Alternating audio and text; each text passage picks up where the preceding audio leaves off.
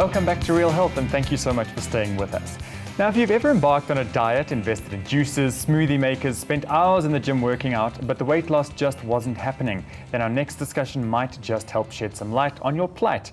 We've invited nutritional therapist and NLP practitioner Nikki Robertson to chat to us about why hormones are more important than calories if you just can't lose weight. Welcome, Nikki. So nice to have you back with us. Thank you. Now, Nikki, weight loss, I mean, everyone's been on a diet, off a diet, changed lifestyle patterns, all sorts of things. But sometimes, as we say, people just aren't losing weight.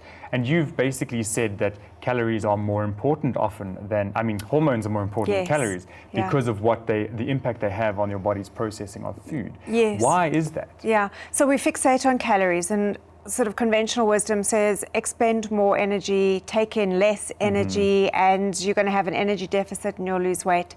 And most people who've dieted for a long time know that this simply isn't true because they don't eat a lot and they are exercising and nothing's shifting. Yes. So we've got to look a little bit further than that. And if it was as simple as cutting calories, all of us could just cut back for a few days and we'd be simple. Out, there would be no obesity problem. It would be very simple to solve. So what we want to look at is there are mechanisms in the body that facilitate fat burning, and there's mechanisms that facilitate fat storage. Okay. And the mechanisms that do this is the endocrine system or the hormonal system, which is wired to the brain and our stress system. Yes. So every single system in the body is connected, and they're all talking to each other. And when one falls over, they all fall over. Yes. And this could be a stress connection. It could be an environmental toxicity connection. It could be what we're eating.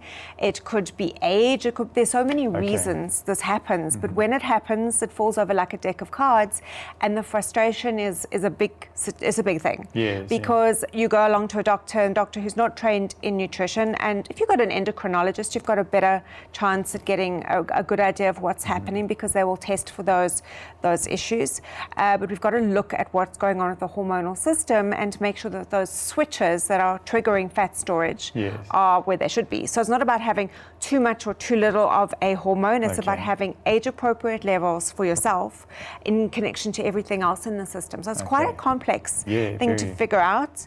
But once you've figured it out, it's much simpler to understand what's going on and adjust your eating accordingly. Okay. What are some of the factors that affect the hormone production or management in the body? I mean, you mentioned age, obviously, is a big one. So one of the biggest factors is lack of sleep. Lack of sleep is going to drive your insulin levels too high. Right. So is too much stress, and obviously eating a processed food diet. So not just refined carbohydrates, but it's mostly refined carbohydrates and sugar, alcohol, soft drinks, and those kinds of things which push insulin too high. And insulin is a fat storage hormone. Right. And the job of insulin is to grab onto glucose, any glucose that comes into the body, and transfer it into your cells. So your muscle cells, liver cells, brain cells. And when those storage sites are full, insulin deposits it into fat storage. Okay. And when they say insulin resistant, it means that your insulin or your pancreas isn't so good at putting these glucose calories or glucose particles into the places where they need to be. So everything goes into fat storage. Okay. And what we find is high insulin levels in the body. This is pre-diabetes. As well as high glucose levels, because there's lots of glucose, but the insulin is resisting taking it into where it needs to be. And that's a perfect storm for weight gain, especially abdominal weight gain. And the other things that influence that is cortisol. So your stress hormones, when the cortisol is particularly high, it will increase insulin. And what it'll do is suppress testosterone, which is the muscle building hormone. And when that goes, everything goes down the tube with it. So we have all of the switches that turn on fat storage because we're trying to survive, and everything turns off fat burning. Okay. Now you mentioned testosterone, obviously a male hormone. Estrogen is a female hormone. Yes. What impact would estrogen have? Because weight loss or weight gain is something that ladies deal with, and they can become quite emotional about it.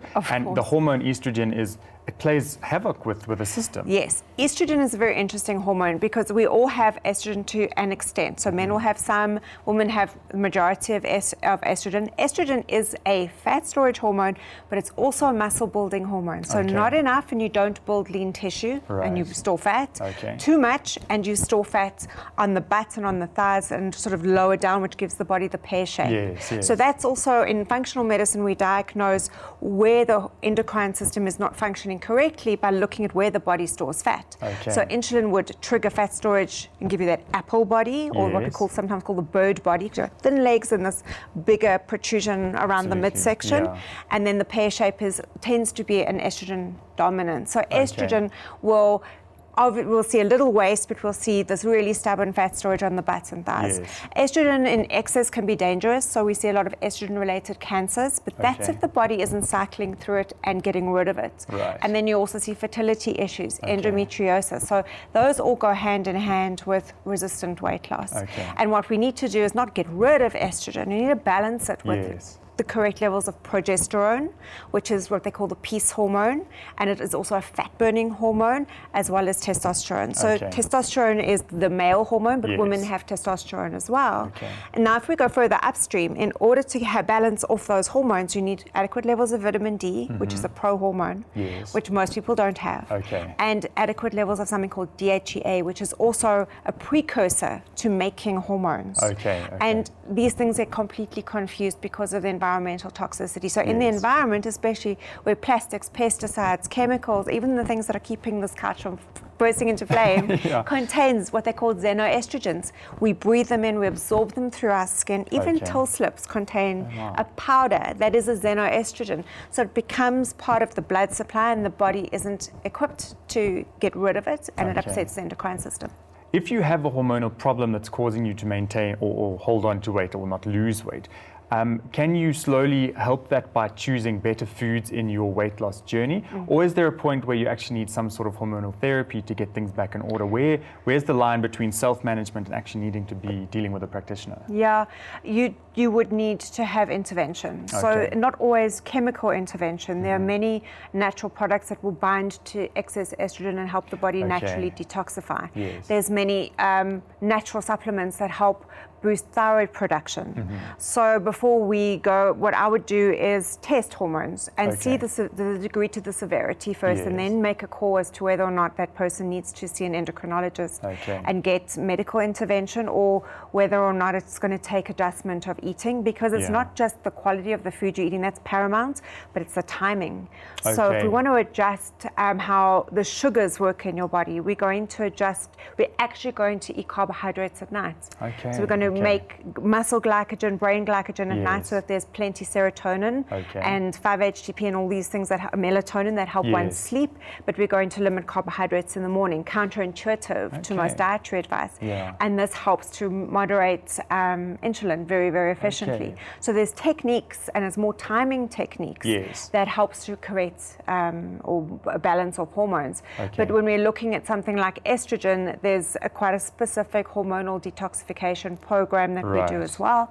So then that includes a lot of fiber, a lot of B12, a lot of Okay. folate, those sorts of things which actually physically bind to those molecules and Yes. eradicate them through the gut, which again takes us back to gut health, Yes, and why it's that always is linked. part of the system. Yeah, because if yeah. that's not working, you're going to have toxic levels of estrogen building up Okay. in the gut, and they're going to be reabsorbed into the body. Right. So it's you've got to look at the whole person and treat that accordingly. Absolutely. But then not forgetting exercise, because Yes. exercise is so crucial when it comes to balancing hormones as well. And the research has shown, and as a nutritionist, we always go food first. Food is 80% of and it is. It's really crucially important.